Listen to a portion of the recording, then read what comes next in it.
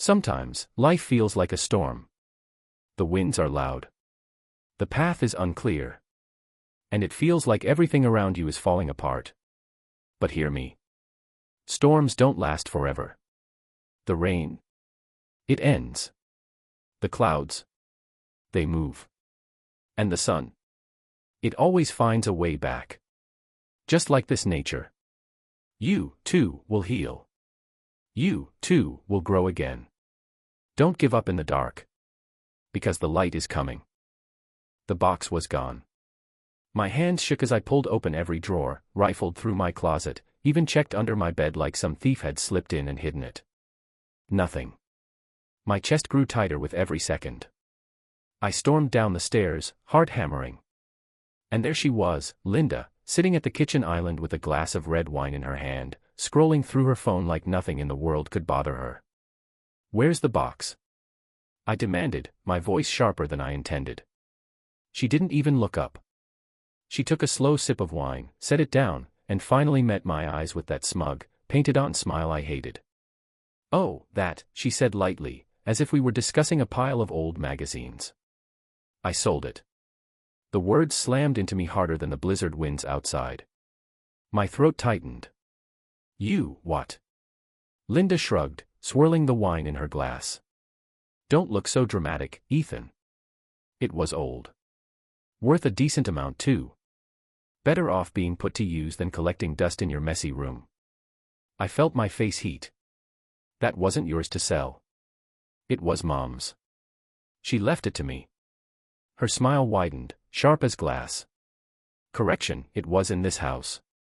Which makes it part of our property. I'm your father's wife, in case you've forgotten. What's his is mine. What's mine is his. Learn to share, sweetheart." She said it with such poisonous sweetness it made my skin crawl. I stood there, my hands trembling, my jaw clenched so hard I thought my teeth might crack.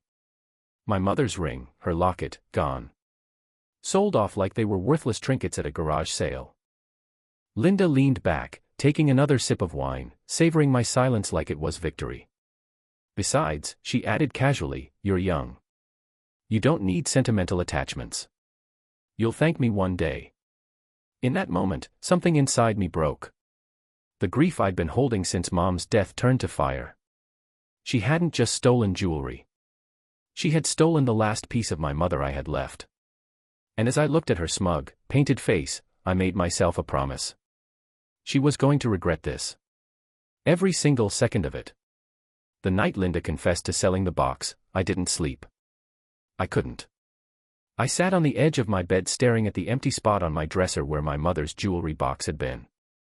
The silence in that room was unbearable. It was the kind of silence that doesn't just sit in the air, it presses down on you, suffocates you, until you either scream or break. I thought of the locket, the ring, the charm bracelet. Each one gone. In the hands of strangers. Bought by people who had no idea what they truly meant. My mother's life scattered like loose change. At first, all I felt was rage. Pure, blinding rage. My fists ached from clenching so hard. But then, slowly, something else grew inside me. Something colder, sharper. She thinks she won. She thinks she can walk over me, take what's mine, and I'll just sulk in silence. No. Not this time. Linda didn't just cross a line, she burned the whole damn bridge, and for that, she wasn't going to get a screaming match, or a broken plate thrown at the wall. No. She was going to get something much worse. I was going to break her the way she tried to break me, quietly, carefully, piece by piece. The first step was information. Where had she sold it? Pawn shop. Online. I knew Linda well enough to know she didn't have the patience for eBay. She was impulsive. That meant she probably went local. The next morning, I skipped school. While Linda was at her yoga class, her favorite little social hour where she pretended to be some enlightened suburban queen, I walked into town. There were 3 pawn shops within 5 miles. The first one, nothing. The second, the owner told me he hadn't seen anything like what I described. But the third, Jack's Pawn and Trade, gave me exactly what I needed. The bell over the door jingled as I walked in. The place smelled like metal and dust, like desperation packed into glass cases. Behind the counter, an older man with thinning gray hair looked up. "Help you, kid?" he asked. I described the box. Dark cedar wood, hand-carved lid with a rose design, small gold clasp. He didn't say anything at first, just rubbed his chin. Then he reached under the counter and pulled out a ledger. My heart raced. He flipped a few pages, squinting. "Yeah, came in yesterday morning. Middle-aged woman. Blonde. Big sunglasses indoors. Paid cash. Linda." He closed the book and looked at me. "Sold a jewelry box. Had some pieces inside. I'll tell you, I almost didn't take it, looked too personal, you know. But business is business." I swallowed hard. "Do you still have it?" He shook his head slowly. "Afraid not. The box sold within an hour. The ring and locket too. Jewelry goes fast around here. Sorry, kid." The words hit like a punch to the gut. Too late. I was too late, but then, he added something that sparked the first real ember of hope. The charm bracelet though. Didn't move yet. Too unique, maybe. Silver with little charms, one shaped like a piano, another like a star. My chest tightened. That was it. Mom's. I've got it in the case. I rushed to the glass display, and there it was. My mother's bracelet, sitting under harsh fluorescent light, surrounded by cheap gold chains and class rings. "I'll take it," I said immediately. He raised an eyebrow. $100. I didn't even hesitate. I emptied my wallet onto the counter, bills and coins spilling everywhere. He scooped it up, handed me the bracelet, and just like that, I had one piece of her back. I held it in my palm, the cold silver warming quickly against my skin. For the first time since Linda's betrayal, I felt like I could breathe. But the relief didn't last long. Because if Linda had been willing to sell the box, the ring, the locket, what else was she planning to take? On the walk home, snow crunching under my boots, I made another promise to myself. I wasn't just going to get back what she sold. I was going to take everything from her, her comfort, her reputation, her power in this family. She wanted war. Fine. I'd give her one she'd never forget. Revenge doesn't start with fire. It starts with a whisper. A seed planted so deep that the target doesn't even realize it's growing until the roots are already wrapped around their throat. That's how I began with Linda. The first move was small. I didn't storm into the house and scream at her for pawning my mother's things. No. That's what she expected. She wanted me to lose control, to lash out so she could play the victim. That was Linda's specialty, twisting every scene until she came out looking like the poor, misunderstood woman just trying her best. So instead, I smiled. When she came home from yoga, mat slung over her shoulder, reeking of cheap perfume and fake spiritual enlightenment, I was at the kitchen table. Calm. Composed. "Oh," she said, surprised to see me. "Don't you have school?"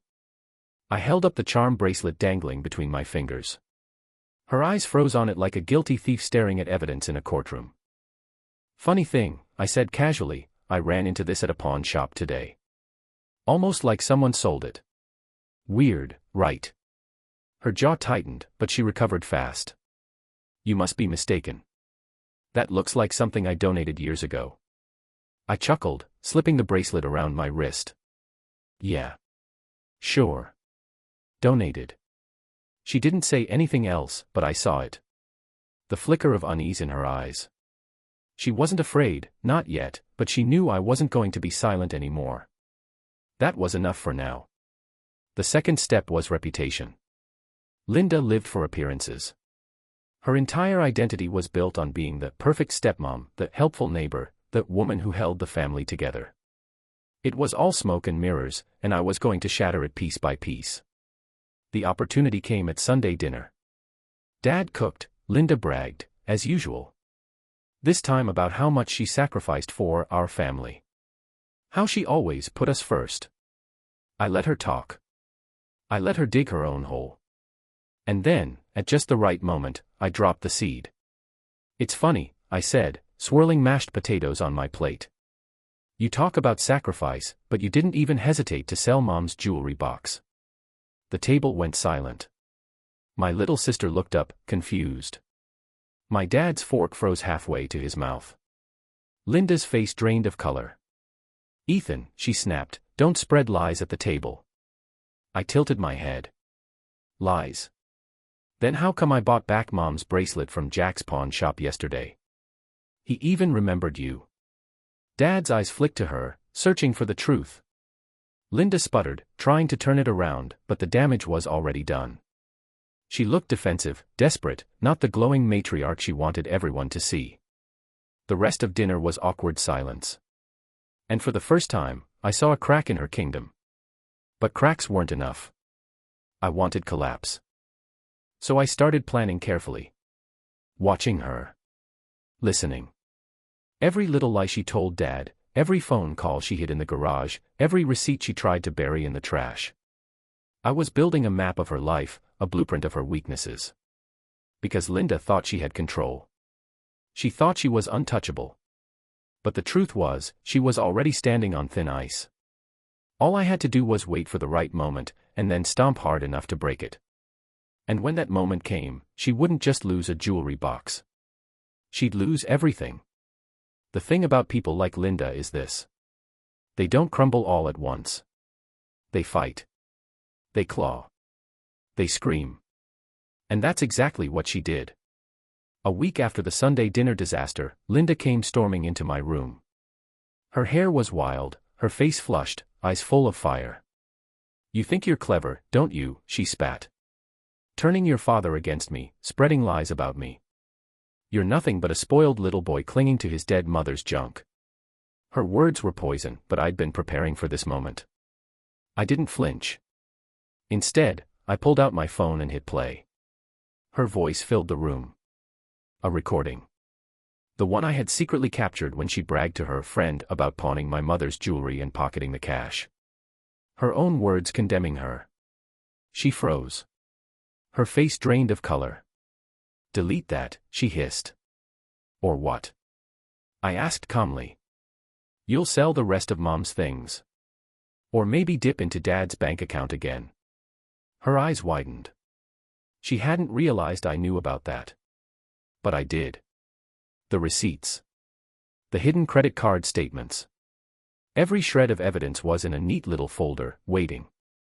For a moment, she looked like she might lunge at me. Then, her shoulders slumped. The fight drained out of her, and for the first time ever.